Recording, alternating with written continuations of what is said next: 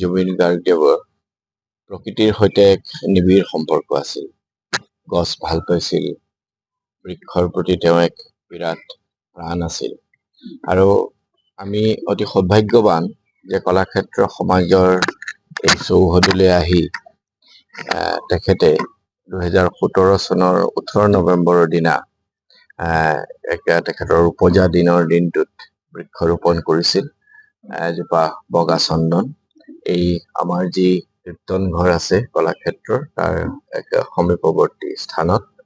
আৰু আমি আজি বিচাৰিছো যে তেখেতৰ ৰুই যোৱা সেই পবিত্ৰ বগা চন্দন বৃক্ষৰ আমি এটা ঠানি তেখেতৰ কাইলৈ যি অন্ত্যেষ্টিক্ৰিয়া অনুষ্ঠান হ'ব সোণাপুৰত, সেই অনুষ্ঠানত যাতে আমি তেখেতৰ পৰিয়ালৰ জৰিয়তে বা আমাৰ মাননীয় মুখ্যমন্ত্ৰীৰ জৰিয়তে আমি যাতে তাত প্ৰদান কৰি দেহ সংস্কাৰত আমি সেই কৰ্মত ভাগিত ব্যৱহাৰ কৰিব পাৰো।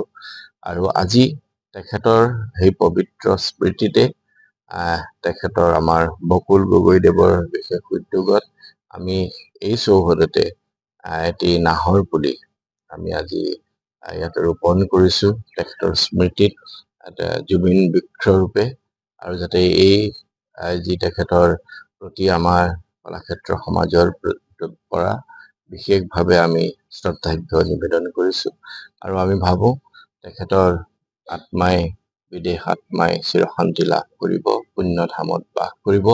আৰু আমি তেখেতৰ যি সৃষ্টি, তেখেতৰ যি প্ৰাণ, তেখেতৰ যি প্ৰিয় সকলোকে আঁকোৱালি লৈ আমি অসমীয়া সমাজখন আমি সদায় আগবাঢ়ি যাবলৈ সক্ষম হম। মই জুবিন দালে শেষ শ্ৰদ্ধা জনাইছো। আৰু জুবিন দা এটা ভাল লাগিছে 17 চনৰ জুবিন দাৰ জন্মদিনত আমাৰ তেতিয়া এজোপা গছৰ অভিযান চলি আছিল আমাৰ বনানী কলাক্ষেত্ৰৰ পাছফালৰ এই দিব্য পুষ্প অনুসৰণ তেতিয়া আমি বনাইছিলো। আৰু তেতিয়া জুবিন দাই ইয়াতে নাহৰ গছ ৰুইছিলে সিফালে, আৰু ইয়াতে এজোপা চন্দন আৰু লগত আৰু ভালে কেইজোপা গছ ৰোৱা হৈছিল। আৰু তেতিয়া জুবিন দাই মোক সুধিছিলে যে নাহৰ মই ৰুবলৈহে কৈ আছিলি, চন্দনজোপা যে ৰুলি। তেতিয়া মই কৈছো নহয় জুবিন দা, কেতিয়াবা কামত লাগিব, ভাল জেগাত আপোনাক মই ৰাখিব বিচাৰিছো কলাক্ষেত্ৰৰ নামঘৰৰ কাষত। আৰু এই চন্দন ডাঙৰ হ'ল।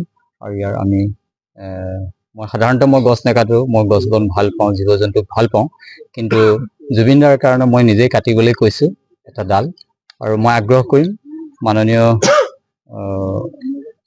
আমাৰ জুবিন দাৰ সদায় লালিত পালিত হৈ থকা বৌয়ে গৰিমা বৌয়ে এপিচ দিব, মানে মুখ্যমন্ত্ৰী দিব, কলাক্ষেত্ৰখন আমাৰ সচিবে তেখেতে ছাৰে এপিচ দিব, আৰু আমি জুবিন দালে এপিচ দিম, জুবিন দালে শেষ শ্ৰদ্ধা জনাম।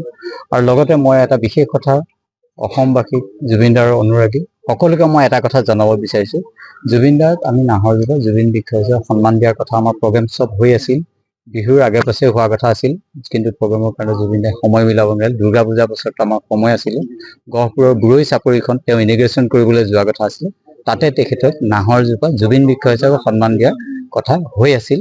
এই কথা জুবিন দাৰ বৌ, গোটেই জুবিন দাৰ পৰিয়ালে চবে জানে, সিদ্ধাৰ্থ চবে জানে তেওঁলোকে। প্ৰগ্ৰেমটো আমাৰ সেই সময়ত এৰেঞ্জ নহ'ল, দুৰ্গা পূজাৰ পাছত এই প্ৰগ্ৰাম হোৱাৰ কথা আছিলে। কিন্তু আজি আমি নাহৰজোপা ৰুই জুবিন দাৰ নামত উৎসৰ্গা কৰিছো জুবিন বৃক্ষ হিচাপে। মই সমূহ অসমবাসীক অনুৰোধ জনাম, সকলোৱে জুবিন দাই নাহৰ ভাল পাইছিলে, আৰু এই নাহৰজোপা জুবিন বৃক্ষ হিচাপে সকলোৱে ৰুৱক, প্ৰত্যেকে ঘৰত ৰুৱক, প্ৰত্যেকে অনুষ্ঠানত ৰুৱক, নিজৰ ঘৰৰ কাষত ৰুৱক। মই সকলোকে সেই অনুৰোধ জনাম। আৰু জুবিন দাৰ সমাধি ক্ষেত্ৰ চাৰিকাষত আমি জুবিন বৃক্ষ ৰুম। যিকোনো খবৰৰ বাবে যোগাযোগ কৰক 7099017330 লগতে 7099017110 নম্বৰত।